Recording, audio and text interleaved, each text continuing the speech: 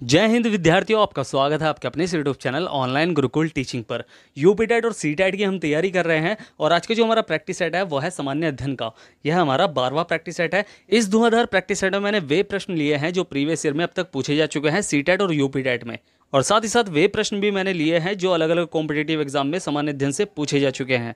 तो इसलिए नए हैं तो चैनल को अभी सब्सक्राइब करें, साथ ही साथ बेल आइकन को ऑल पर सेट करें ताकि आपको आने वाले लेटेस्ट वीडियो की नोटिफिकेशंस मिल सके, और वीडियो को शेयर करें अपने दोस्तों के पास जितना हो सके। तो चलिए बिना देर करे हुए जल्दी शुरू करते हैं इस वीडियो को और देखते हैं अपना पहला प्रश्न। पहला प्रश्न है, ऋग्वेद में वर्णित देवताओं में सबसे प्रमुख देवता कौन थे? इंद्र, विष्णु, सूर्य या ब्रह्मा? तो ऋग्वेद में वर्णित देवताओं में सबसे प्रमुख देवता जो है वो है इंद्र, यानी ऑप्शन जो है वो पहला हमारा बिल्कुल सही है। आपको पता है कि वेद प्राचीन भारतीय ग्रंथ है जिनकी संख्या है 4, यानी टोटल 4 वेद हैं। कौन कौन से? ऋग्वेद, सामवेद, यजुर्वेद और अथर्ववेद। क्लियर है? तो इस प्रश्न का सही उत्तर है पहला। तो बढ़ते हैं अगले प्रश्न की तरफ। अशोक के अभिलेख को सर्वप्रथम किसने पढ़ा था? जेम्स प्रिंसेप ने, जेम्स प्रिंसक ने, जेम्स विलियम्स ने, या इनमें से कोई नहीं?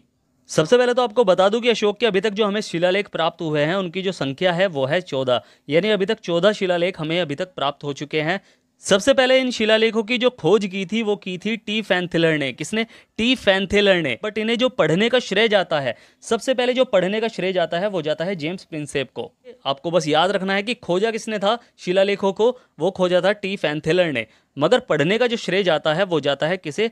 जेम्स प्रिंसेप को। तो इस प्रश्न का सही उत्तर है पहला। तो बढ़ते हैं अगले प्रश्न की तरफ। गुप्त साम्राज्य का वास्तविक संस्थापक किसे माना जाता है? चंद्रगुप्त द्वितीय, चंद्रगुप्त प्रथम, समुद्रगुप्त या श्रीगुप्त? तो गुप्त वंश की जो स्थापना की थी वो की थी श्रीगुप्त ने। आपको पता है कि पहला शासक या पहला राजा जो था गुप्त साम्राज्य का वो था श्रीगुप्त।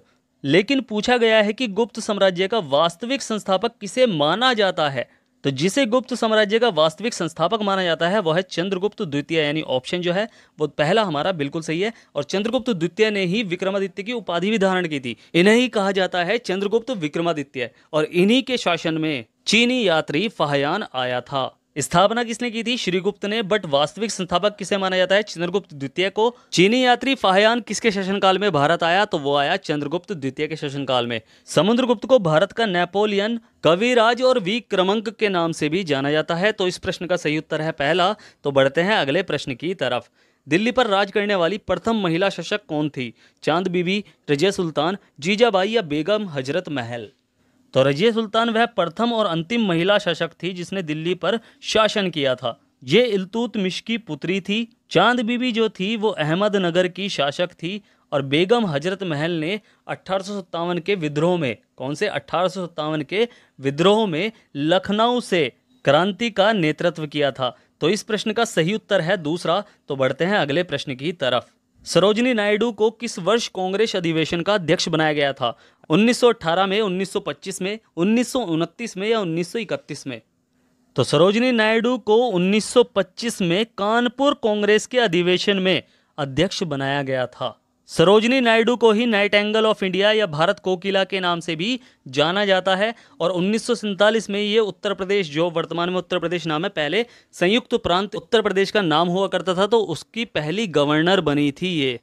1931 में कराची अधिवेशन में वल्लभ भाई पटेल जो हैं वो कांग्रेस के अध्यक्ष बनाए गए थे। तो इस प्रश्न का सही उत्तर है दूसरा। तो बढ़ते हैं अगले प्रश्न की तरफ। महात्मा गांधी के राजनीतिक गुरु कौन थे? दादा भाई नौरोजी, लाला लाजपत राय, गोपाल कृष्ण गोखले या बाल गंगाधर तिलक? तो महात्मा गांधी के जो राजनीतिक गुरु थे वे थे गोपाल कृष्ण गोखले, यानी ऑप्शन जो है वो चौथा हमारा बिल्कुल सही है। दादा भाई नौरोजी को भारत का वृद्ध पुरुष कहा जाता है, और लाला लाजपत राय उग्रवादी नेताओं में से एक थे। तो इस प्रश्न का जो सही उत्तर है वह है चौथा। तो बढ़ते हैं अगले प्रश्न की तरफ। निम्नलिखित घटनाक्रम का सही क्रम क्या है? बंगाल विभाजन, खेड़ा आंदोलन, चंपारण आंदोलन या जलियांवाला बाग हत्याकांड? सबसे पहले बात करते हैं बंगाल विभाजन की। तो बंगाल विभाजन कब हुआ? 1905 में। कब हुआ? 1905 में। खेड़ा आंदोलन कब हुआ? वो हुआ 1918 में। कहाँ? गुजरात में। चंपारण आंदोलन की बात की जाए तो चंपारण आंदोलन 1917 में हुआ था। 1917 में कहाँ हुआ था? तो चंपारण बिहार में हुआ था। और जलियांवाला बाग हत्याकांड आपको पता है कि 1919 में हुआ था, 13 अप्रैल 1919 में। कहाँ? पंजाब के अमृतसर में। तो इन घटनाक्रम का सही क्रम क्या है? सबसे पहला आएगा 1905, फिर 1917, फिर 1918, फिर 1919 में, यानी 1, फिर 3, फिर 2, फिर 4 आएगा। यानी 1 3 2 4 ये क्रम कहाँ है, तो 1 3 2 4 यानी पहला ही है, यानी ऑप्शन जो है वो पहला हमारा बिल्कुल सही है। ठीक है, तो बढ़ते हैं अगले प्रश्न की तरफ। सुभाष चंद्र बोस ने कांग्रेस से कब इस्तीफा दिया? 1937 में, 1938 में, 1939 में या 1940 में? सबसे पहले तो आपको पता होना चाहिए कि सुभाष चंद्र बोस कांग्रेस के अध्यक्ष कब बने, तो वो बने 1938 में। कब बने? 1938 में। और 1939 में उन्होंने कांग्रेस से त्यागपत्र दे दिया था, यानी ऑप्शन जो है वो तीसरा हमारा बिल्कुल सही होना चाहिए। गांधी जी 1939 में सीतारामैया, जो कि उस समय के कांग्रेस के अध्यक्ष पद के लिए प्रतिद्वंदी थे, अध्यक्ष पद की रेस में सुभाष चंद्र बोस जी के अगेंस्ट खड़े थे, लेकिन जीते जो थे वो सुभाष चंद्र बोस जीते थे। गांधी जी सीतारामैया के हार से बहुत दुखी हुए और इसी दुख के कारण जो कांग्रेस के सदस्य थे, 13 सदस्य, उन्होंने त्यागपत्र दे दिया था, जिस वजह से 1939 में भाई कांग्रेस चलाना थोड़ा मुश्किल हो रहा था, तो इसलिए 1939 में जो है सुभाष चंद्र बोस जी ने इस्तीफा दे दिया था 1939 में कांग्रेस से। बाद में सुभाष चंद्र बोस की जगह राजेंद्र प्रसाद को अध्यक्ष पद के लिए प्रस्तावित किया गया था। तो ये भी आपको याद रखना है कि सुभाष चंद्र बोस के पास किसे कांग्रेस के अध्यक्ष पद के लिए प्रस्तावित किया गया था, तो वो किया गया था डॉक्टर राजेंद्र प्रसाद को। ठीक है, तो इस प्रश्न का सही उत्तर है तीसरा। तो बढ़ते हैं अगले प्रश्न की तरफ। भारत छोड़ो आंदोलन के समय करो या मरो का नारा किसने दिया? जवाहरलाल नेहरू ने, सुभाष चंद्र बोस ने, महात्मा गांधी ने या बाल गंगाधर तिलक ने?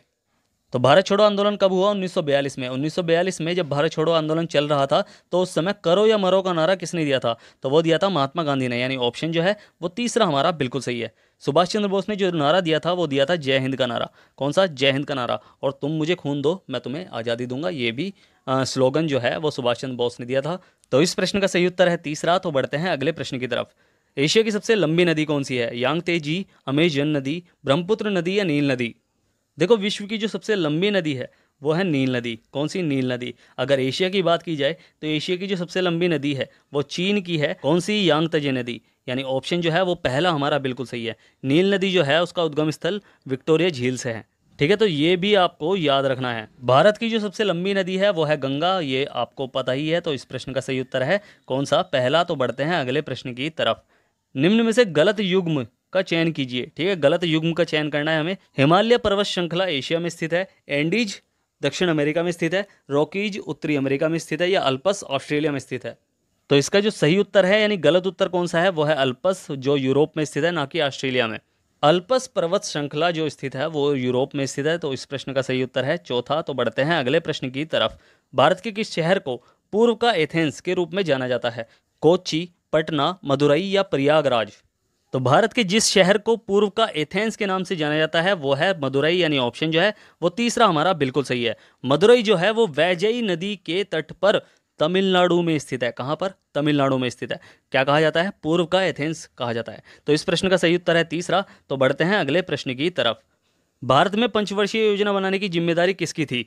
प्रधानमंत्री कार्यालय की, राष्ट्रीय विकास परिषद की, योजना आयोग की या केंद्र व राज्य सरकारें दोनों की? देखो, थी पूछा है और ये थी इसलिए पूछा है, इसका भी मैं रीजन बताऊंगा, चलो बाद में बताऊंगा। तो पहले इस प्रश्न पर आते हैं कि भारत में पंचवर्षीय योजना बनाने की जिम्मेदारी किसकी थी? तो वो थी योजना आयोग की, यानी ऑप्शन जो है वो तीसरा हमारा बिल्कुल सही है। क्योंकि 2015 में योजना आयोग का जो नाम बदलकर कर दिया गया वो कर दिया गया नीति आयोग। क्या कर दिया गया? नीति आयोग। जो अंतिम पंचवर्षीय योजना थी उसका जो कार्यकाल था वो था 2012 से 2017 तक का, 12 से 17 तक का। और वो कौन सी पंचवर्षीय योजना थी? वो थी 12वीं पंचवर्षीय योजना। ये आपको याद रखना है। ठीक है, 12वीं पंचवर्षीय योजना थी। तो इस प्रश्न का सही उत्तर है तीसरा। तो बढ़ते हैं अगले प्रश्न की तरफ। बैंकों का बैंक किसे कहा जाता है? एसबीआई को, आरबीआई को, एसबीआई और आरबीआई दोनों को या यूबीआई को? तो बैंकों का बैंक किसे कहा जाता है? वो कहा जाता है आरबीआई को, यानी ऑप्शन जो है वो दूसरा हमारा बिल्कुल सही है। इसकी जो स्थापना हुई थी वो हुई थी 1 अप्रैल 1935 में। कब है? 1 अप्रैल 1935 को इसकी स्थापना की गई थी। तो इस प्रश्न का जो सही उत्तर है वो है दूसरा। तो बढ़ते हैं अगले प्रश्न की तरफ। अच्छा, इसके अलावा आपको मुझे एक आंसर कमेंट बॉक्स में लिखकर जरूर देना है कि गरीबी हटाओ का नारा किस पंचवर्षीय योजना के दौरान दिया गया। फिर से बोल रहा हूँ, गरीबी हटाओ का नारा किस पंचवर्षीय योजना के दौरान दिया गया? तो इस प्रश्न का आंसर आपको मुझे कमेंट बॉक्स में लिखकर भेजना है। तो देखते हैं अगला प्रश्न कि सेज का पूर्ण रूप क्या है? Specific economic zone, special economic zone, senior economic zone या इनमें से कोई नहीं? तो सेज का जो पूर्ण रूप है यानी फुल फॉर्म है वो है स्पेशल इकोनॉमिक जोन, यानी ऑप्शन जो है वो दूसरा हमारा बिल्कुल सही है। तो बढ़ते हैं अगले प्रश्न की तरफ। भारतीय संविधान में मौलिक अधिकार किस देश के संविधान से लिए गए हैं? अमेरिकी संविधान से, आयरलैंड के संविधान से, ऑस्ट्रेलिया के संविधान से या ब्रिटेन के संविधान से? देखो, मौलिक अधिकार जो लिए गए हैं वो अमेरिका के संविधान से लिए गए हैं। अगर मौलिक कर्तव्य पूछे जाए तो वो यूएसएसआर यानी सोवियत संघ के, या फिर हम कह सकते हैं रूस के संविधान से लिए गए हैं। आयरलैंड के संविधान से नीति निर्देशक तत्व लिए गए हैं। ऑस्ट्रेलिया के संविधान से सीमावर्ती सूची को लिया गया है। और ब्रिटेन के संविधान से क्या लिया गया है? संसदीय शासन प्रणाली ली गई है ब्रिटेन के संविधान से। तो इस प्रश्न का जो सही उत्तर है वो है पहला। तो बढ़ते हैं अगले प्रश्न की तरफ। धर्म, मूल, वंश, जाति, लिंग अथवा जन्म स्थान के आधार पर विभेद का प्रतिषेध भारतीय संविधान के मौलिक अधिकारों के किस वर्ग में आता है? स्वतंत्रता का अधिकार, संवैधानिक उपचारों का अधिकार, समता का अधिकार या धार्मिक स्वतंत्रता का अधिकार? आपको पता है कि मौलिक अधिकारों की जो संख्या है वर्तमान में वो है 6, क्योंकि 7वां जो मौलिक अधिकार था संपत्ति का अधिकार, वह एक विधिक अधिकार है। और इसका आंसर आपको मुझे कमेंट बॉक्स में लिखकर बताना है कि किस संविधान संशोधन के अंतर्गत संपत्ति के अधिकार को मूल अधिकारों से अलग करके उसे एक विधिक अधिकार बनाया गया। तो इस प्रश्न का आंसर आपको मुझे कमेंट बॉक्स में लिखकर भेजना है।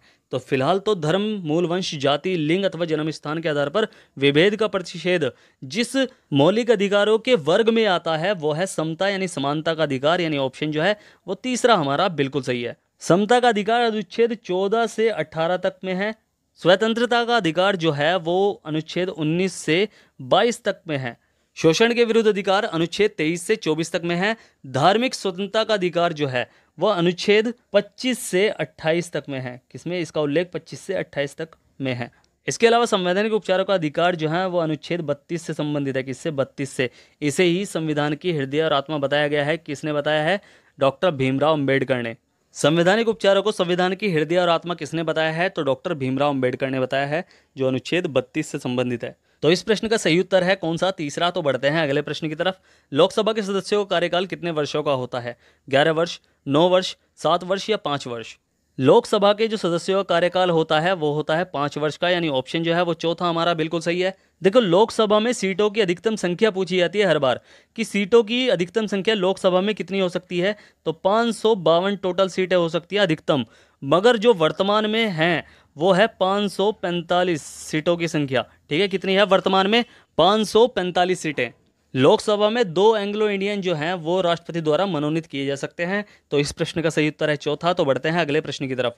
भारत के संविधान का कौन सा अनुच्छेद राज्यों में राज्यपालों का प्रावधान करता है? अनुच्छेद 153, अनुच्छेद 136, अनुच्छेद 124 या अनुच्छेद 148? तो अनुच्छेद 153 के अंतर्गत एक या एक से अधिक राज्यों का एक राज्यपाल हो सकता है। तो इस प्रश्न का सही उत्तर है पहला। तो बढ़ते हैं अगले प्रश्न की तरफ। किस संवैधानिक संशोधन ने भारतीय संविधान में भाग 9 कै यानी नगर पालिकाओं को जोड़ा? 74वां, 42वां, 39वां या 10वां? तो इस प्रश्न का आंसर मैं पिछली वीडियो में भी समझा चुका हूं अच्छे से कि 74वां जो संविधान संशोधन अधिनियम है उसमें भाग 9 कै को जोड़ा गया, जो नगर पालिकाओं से संबंधित है। 42वें संविधान संशोधन द्वारा समाजवादी, धर्मनिरपेक्ष और अखंडता शब्द को जोड़ा गया। तो इस प्रश्न का जो सही उत्तर है वो है पहला। तो बढ़ते हैं अगले प्रश्न की तरफ। समय की एसआई इकाई क्या है? मिली सेकेंड, घंटा, मिनट या सेकेंड? तो समय की जो एसआई इकाई है वो है सेकेंड, यानी ऑप्शन जो है वो चौथा हमारा बिल्कुल सही है। तो बढ़ते हैं अगले प्रश्न की तरफ। कांसा किन धातुओं का मिश्रण है? तांबा और टिन, तांबा और जस्ता, तांबा और लोहा या लोहा और निकेल? यानी कांसा एक मिश्र धातु है जो किन धातुओं से मिलकर बनी है? तो वो बनी है तांबा और टिन से मिलकर, यानी ऑप्शन जो है वो पहला हमारा बिल्कुल सही है। कांसा में तांबा और टिन का मिश्रण होता है। अगर पीतल की बात की जाए, अगर पीतल आ गया तो पीतल तांबा और जस्ता से मिलकर बना होता है। अगर शोल्डर आपको मिल जाएगी, शोल्डर किन धातुओं से मिलकर बना है जिससे आप टाँका लगाते हैं? तो वो बना है सीसा और टिन से मिलकर। तो इस प्रश्न का सही उत्तर है पहला। तो बढ़ते हैं अगले प्रश्न की तरफ। आवर्त सारणी सर्वप्रथम किसके द्वारा दी गई थी? ऑल्टो ब्लाथी, योहानेस केपलर, दामित्री मेंडलीव या माइकल फेराडे?